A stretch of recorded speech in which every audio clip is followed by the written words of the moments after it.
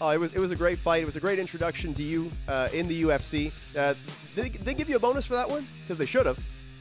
I got a discretionary bonus. I did not get a 50K bonus, but Dana slid me some extra for the performance. Yeah, and well deserved. Goes without saying, well deserved.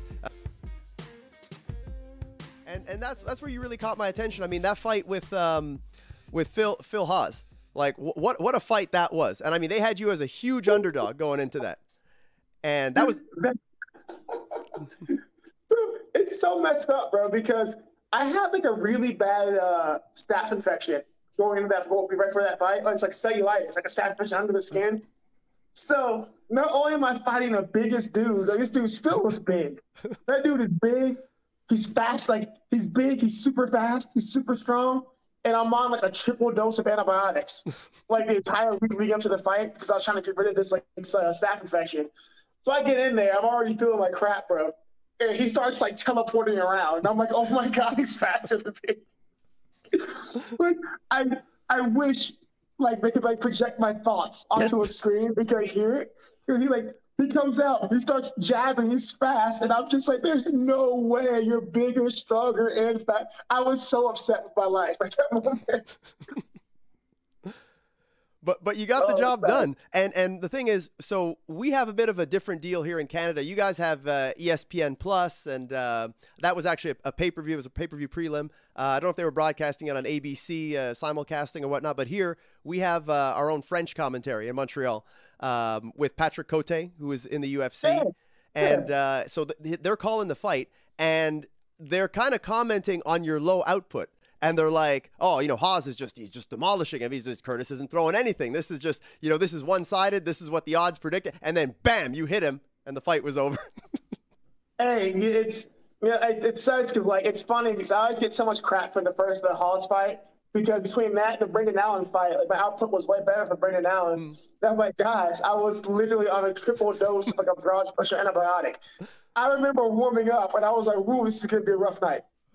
I'm in the back warming up, and like I felt like I was just like wearing, like just like my clothes weighed 10 pounds. Like everything I wore for like 15, 20 pounds. It was just, I was so tired warming up. And I was like, this is gonna be a rough night. We're gonna go do it.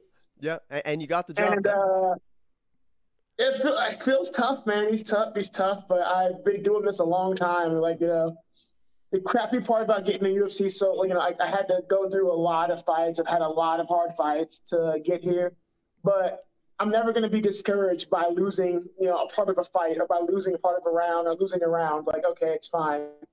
So I knew in that fight, I knew like, okay, I'm falling behind. It's fine, but I'm like, he'll slow down, and when he slows down, this will be fine. I just got to kind of wait a little bit.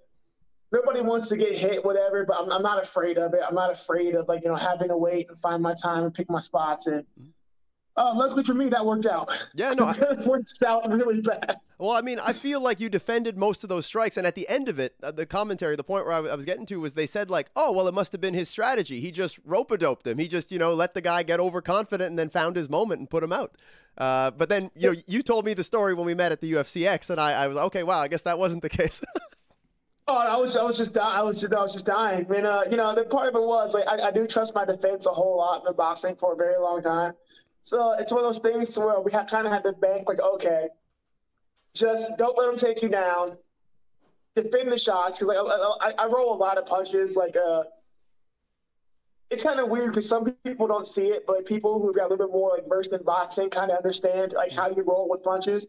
And I roll with punches a lot. Like there are times I get hit to where I don't get damaged because I've gotten really good from like 20 years of doing it, rolling my head with punches.